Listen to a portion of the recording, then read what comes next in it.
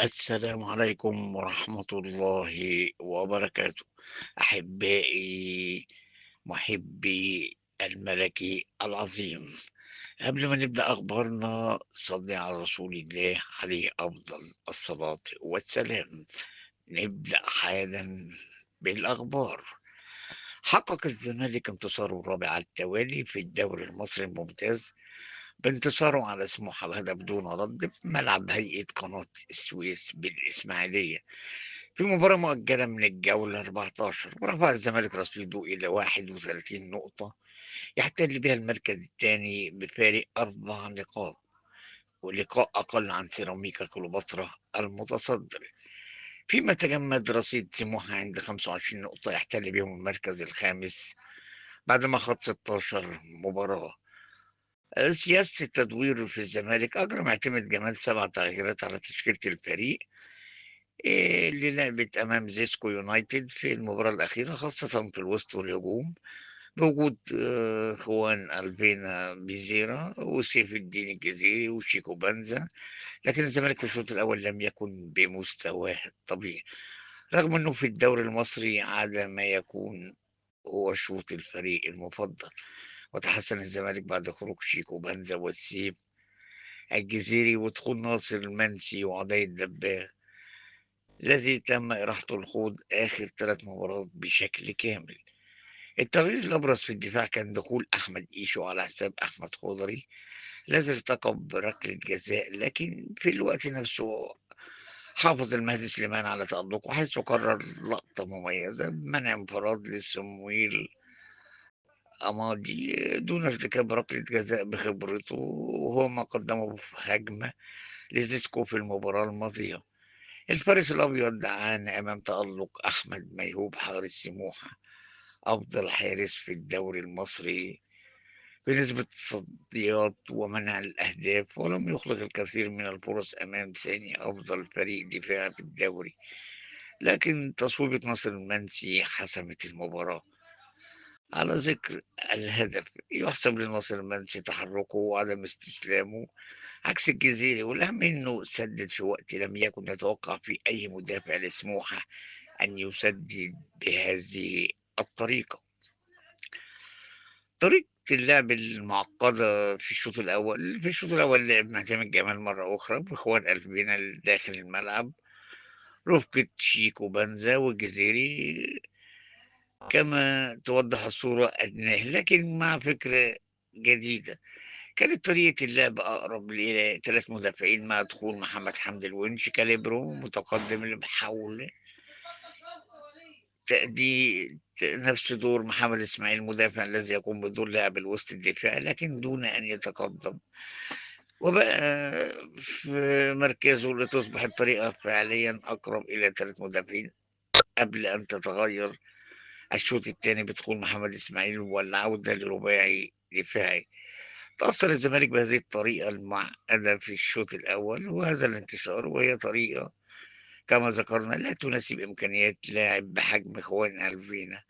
ورغم ذلك هو من عمق الميدان صنع 3 فرص كأكثر لاعبي المباراة، وصنع هدف ناصر منسي من العمق مثلما صنع لشيكو بنزا فرصتين من العمق. رغم ذلك لا يزال بيزيرا يعاني من عجز في الإنهاء الجيد، حيث سنحت له فرصة حاول أن يسددها بيساره في الزاوية البعيدة لكنها علت العارضة، لكن ما خدمة هو دخول ناصر منسي وعلي الدباغ. الملعب المفضل للأبيض يمكن وصف ملعب هيئة قناة السويس بالملعب المفضل للزمالك، حيث لعب عليه الأبيض 6 مباريات، حقق الفوز في 5 وتعادل في مباراة واحدة فقط كانت أمام غزل المحلة، وهو نفس الملعب الذي سيشهد مواجهته أمام كايزر تشيف في الكونفدرالية في مباراة حاسمة وسيراميكا في كيس مصر.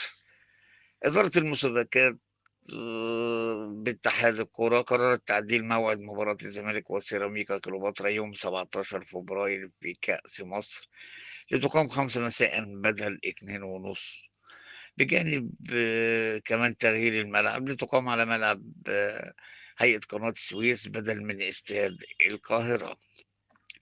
مرة أخرى لا أفهم سبب إصرار مدرب الزمالك على اللعب بإخوان قلبنا لداخل الملعب في طريقة مخصصة للجناح إنه يلعب على الطرف وإفساد نقطة قوة، وواحد من أهم مفاتيح لعب الزمالك. جناحين معروفين إن قوتهم يروحوا بوشهم، وواحد قوته ياخد في ظهر الظهير. ليه أدخّلهم كده وأنا بالعب أصلًا 3-3-4؟ مفروض في 2 تمانيات يشتغلوا هُم كده، خاصةً إن الظهيرين صغيّرين مش هيعرفوا يعدّوا واحد ضد واحد مثلًا أو يعملوا حاجة هجومية. في مشادة حصلت بين أحمد سليمان وحسن موسى المدير التنفيذي للزمالك. المشكلة بسبب إن في عضو في النادي موقوف بسبب أحمد سليمان، بيلاقيه جوّه النادي، فأحمد سليمان بيروح يسأل المدير التنفيذي، يقول له: هشام نصر إيه اللي دخّله؟ أنا مش مسؤول. والنهارده بالصدفة أحمد سليمان لقى العضو الموقوف في غرفة حسن موسى بيستعدوا يروحوا ماتش سموحة، وقال: أنت اللي مدخّله أهو، ما تقولش هشام نصر اللي بيدخّله. وحصل مشادة كلامية بين الاتنين، والناس شافوها في النادي، وحسن موسى خد العضو وراحوا السويس. مدرب الزمالك في طريقته هجوميا بيخلي لاعب وسط يسقط بين المدافعين ويفتح الملعب بالظاهرين ويدخل الفينا وبنزا لجوه. برضه مش شايف فيها أي مفاجأة، أنت أصلا بتخدم سموحة إنك تحط جناحين خط في قلب الملعب والظاهرين برضه صغيرين. في خريطة طريق يتم وضعها لنادي الزمالك للعودة إلى الطريق الصحيح، سيتم الإعلان عنها. الزمالك أعلى الأندية الأفريقية إيرادا من بيع اللاعبين في شتاء 2026 بنحو مليوني يورو. رفقة أحمد فتوح أول ظهور لمحمود بنتايج بعد نهاية أزمته مع الزمالك في المدرجات أمس من مباراة الزمالك وسموحة. مش عايز أكون سلبي بصراحة، لإن في إيجابيات، في حاجات مش عاجباني، بس في حاجات فوق المتوقعة برضه بتحصل، وأهمها إن الفريق روحه مختلفة وغرفة ملابسه مختلفة ومتحررة من الضغوط. بالمناسبة اسكواد الزمالك مش فاضي، وعندنا لعيبة كتير كويسة تقدر تطلع لك إنتاجية أكبر. وخلّيني أقول لك إن الزمالك عنده طقم مهاجمين زي الدباغ ومنسي مش موجودين حتى في الأهلي. الزمالك مش خارق تكتيكيًا، بس مش فاضي برضه. ويمكن بس لو كابتن معتمد ضبّط حاجات زي الover coaching وبعض الإضافات الفنية، ممكن كمان الوضع يختلف للأفضل. المكسب مهم، واستمرار النتائج الإيجابية له آثار إيجابية ضخمة على الفريق. فبإذن الله نعدّي معجنة فبراير دي، وإذا عدّيناها بانتصارات يبقى الدعم المطلق للجهاز الفني هو الشيء مفروغ منه. بالتوفيق يا كابتن معتمد في مباراة الحرس وقيصر وسيراميكا، 3 انتصارات بعون الله يودونا حتّة تانية خالص. بوضوح برضه عشان جمهور الزمالك يعرف ويفهم كويس، كل الإصابات العضلية المتواجدة في الفرقة حاليًا هي سببها فترة الإعداد الخاطئة اللي اتعملت بداية الموسم تحت قيادة السباك يانيك فريرا، اللي اتعاقد معاه جون إدوارد بمعرفة المجلس الفاشل.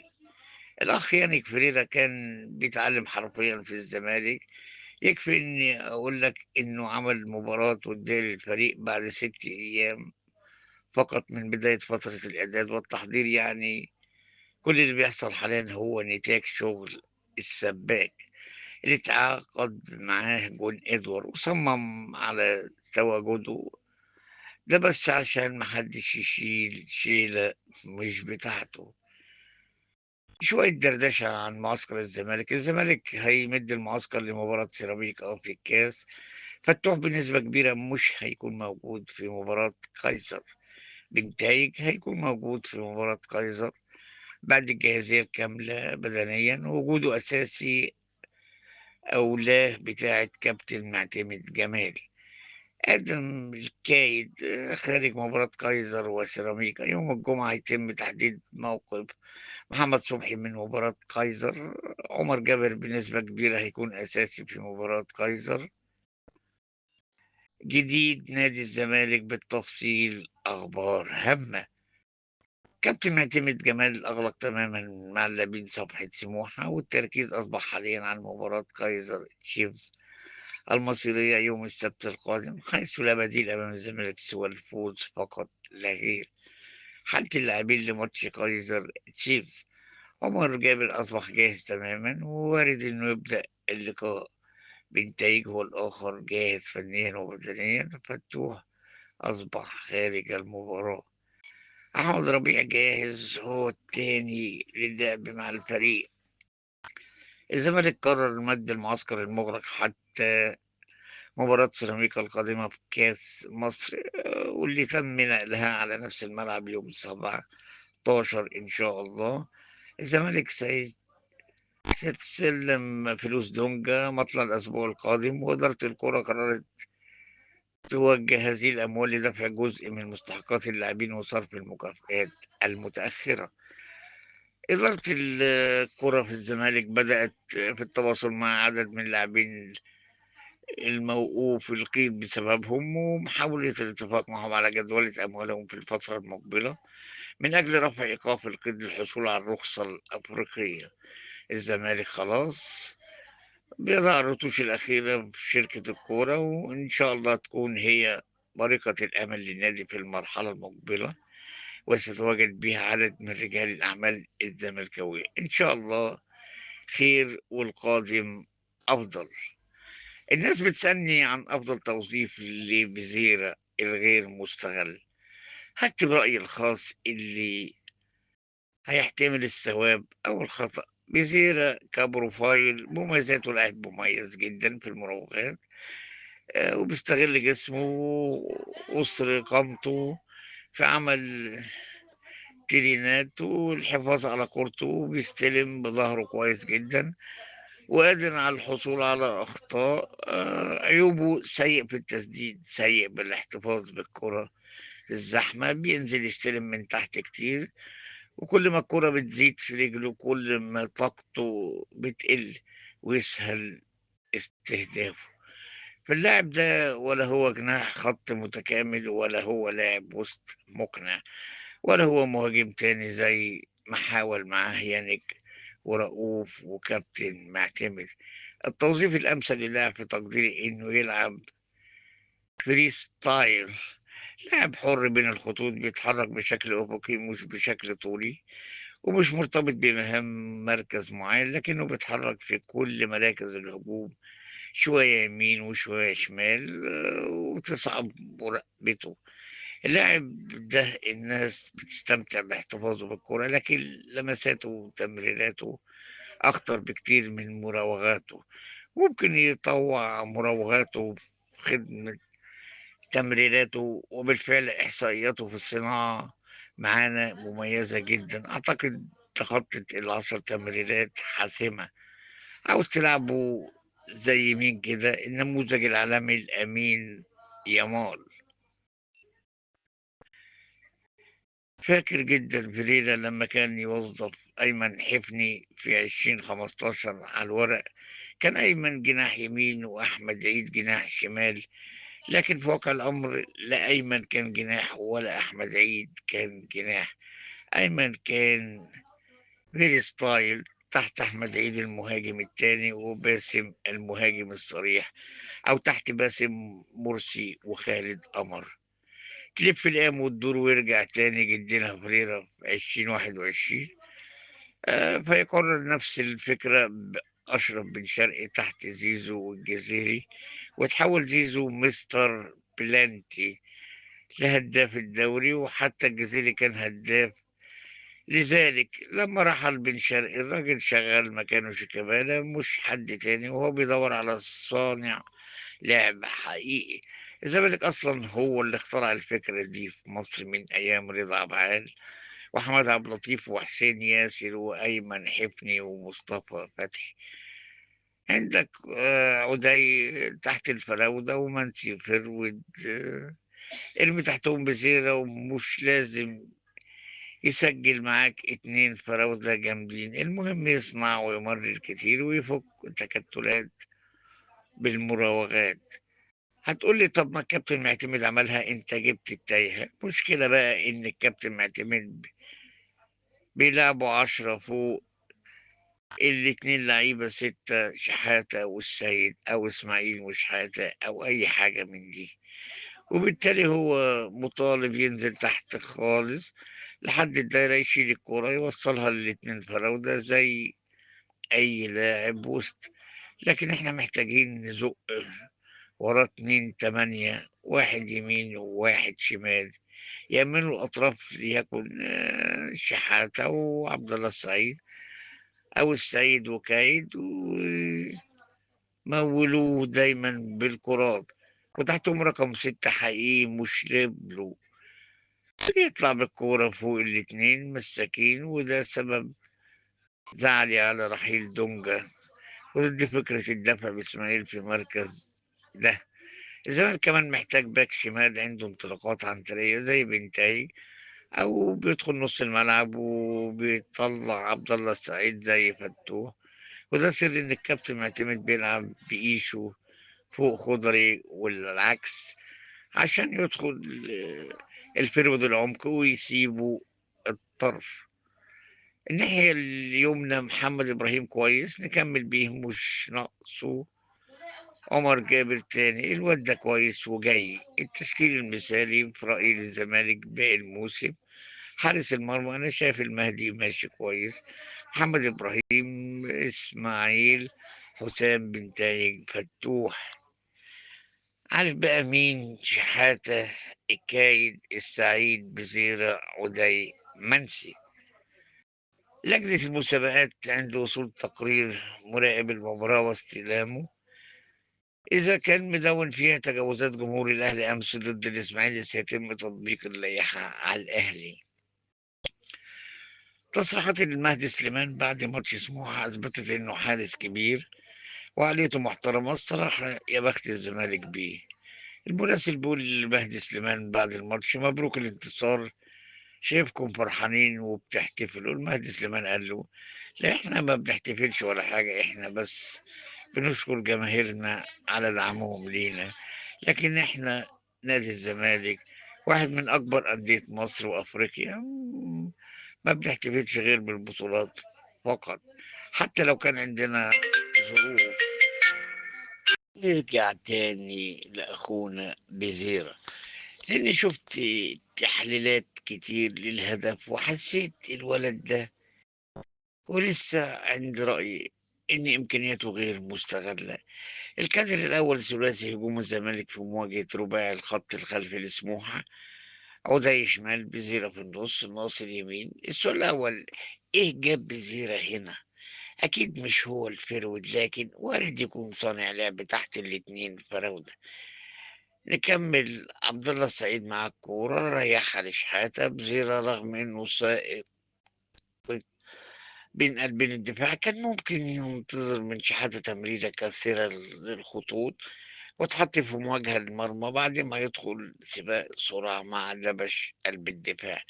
لكن اللاعب ما كانش حابب يدخل صراع بدني أو سباق سرعة، ففجأة قرر يغفل دبش وسابه ورجع يستلم في المساحة في الكادر التاني.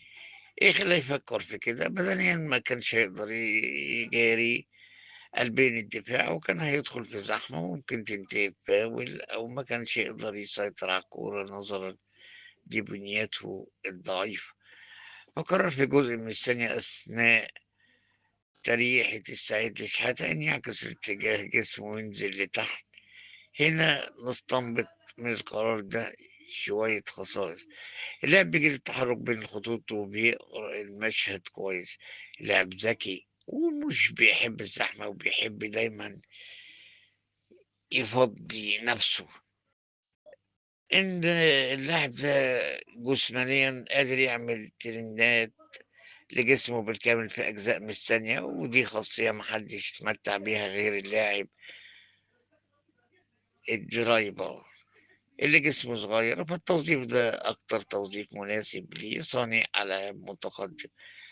طب ليه مش بنكررها كتير؟ مين الاتنين اللي تحته؟ شحاتة والسعيد، ودول اتنين لعيبة تمانيات.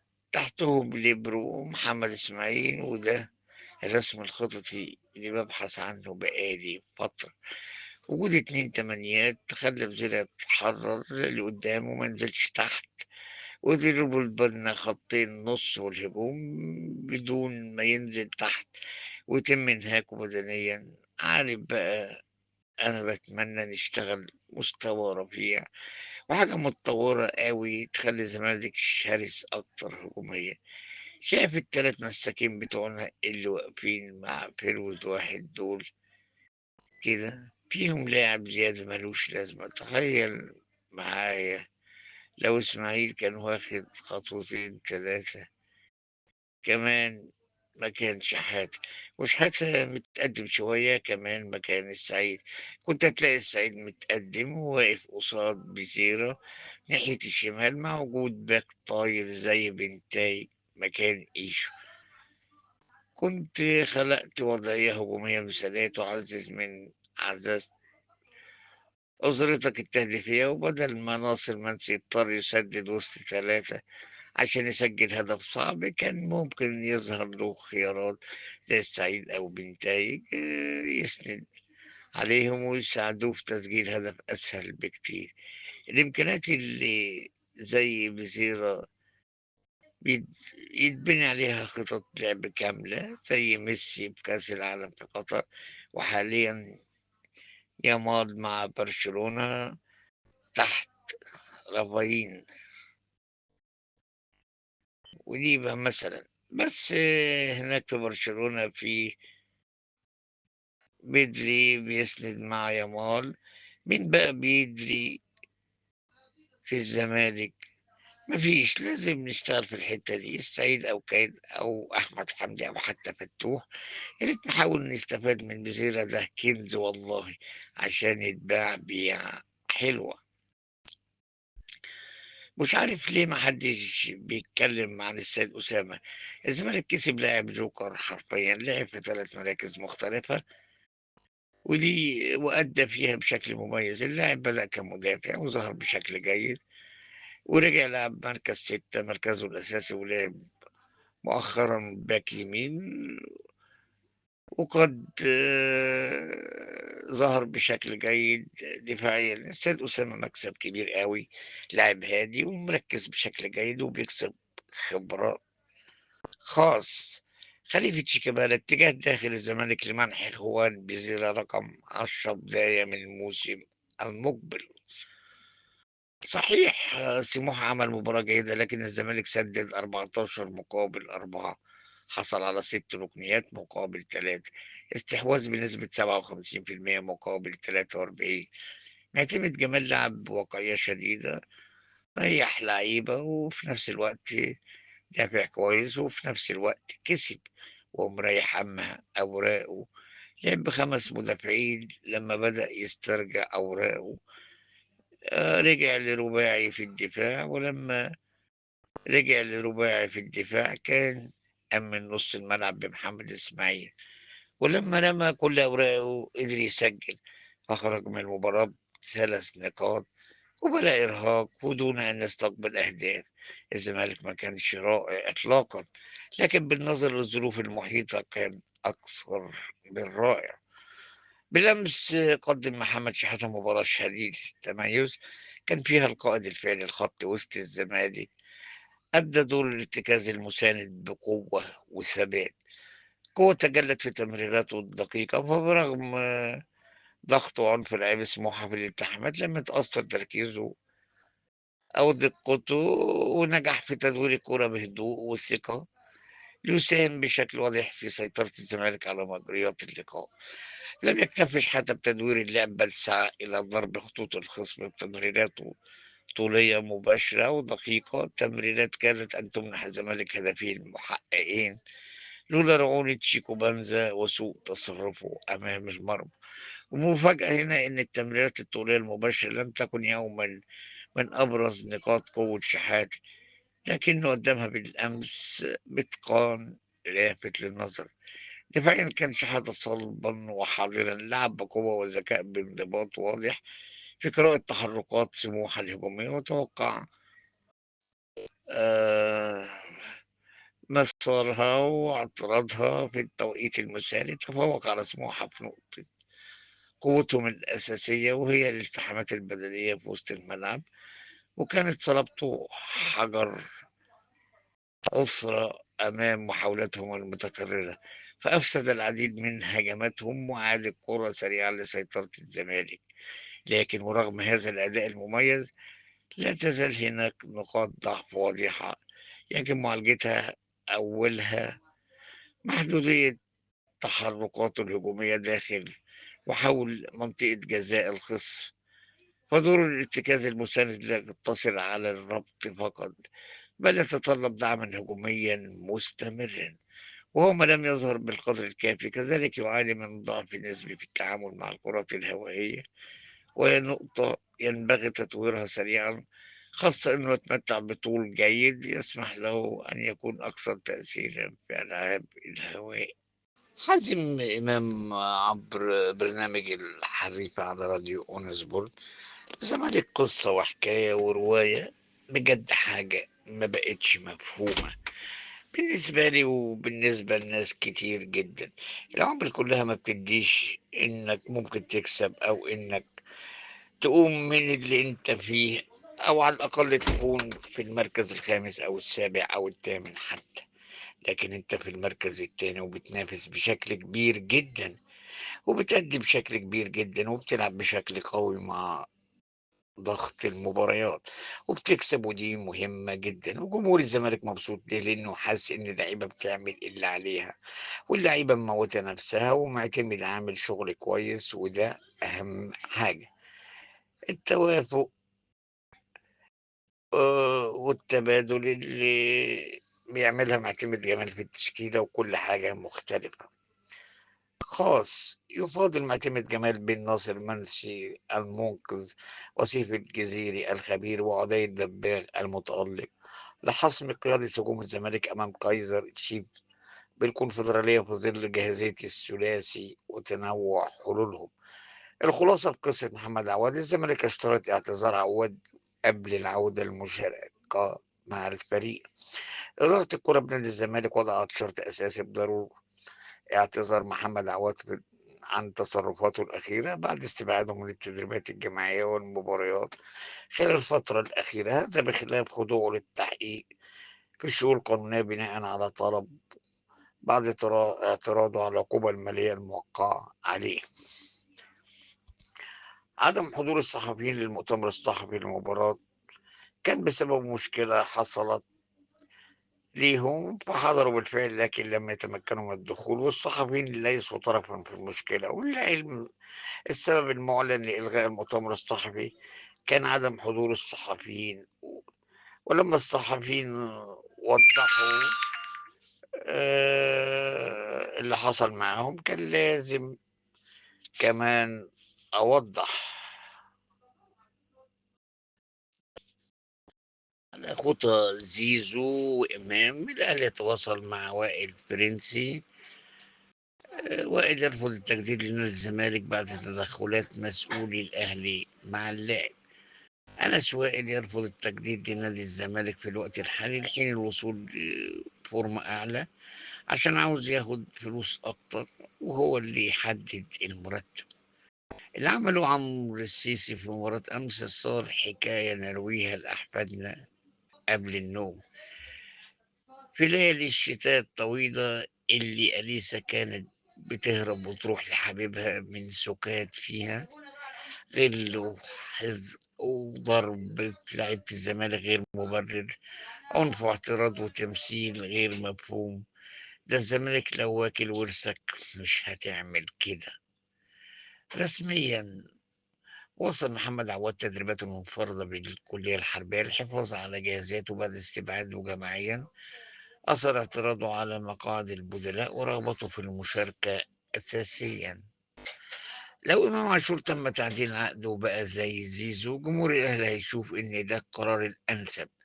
لو إمام عاشور اتباع، جمهور الأهلي هيشوف إن ده القرار الأنسب. أما بقى لو اتجمد لنهاية عقده، جمهور الأهلي هيبقى شايف إن ده القرار الأنسب. طب بقى لو خلص الإيقاف الأسبوعين ورجع لعب عادي، هنا بقى هيبقوا شايفين إن ده القرار الأنسب.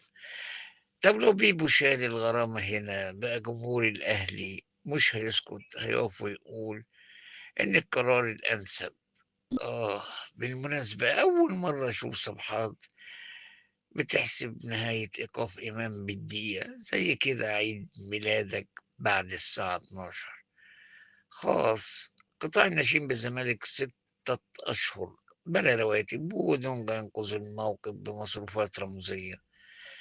لاعبو قطاع الناشئين بالزمالك لم يحصلوا على رواتبهم من 6 شهور.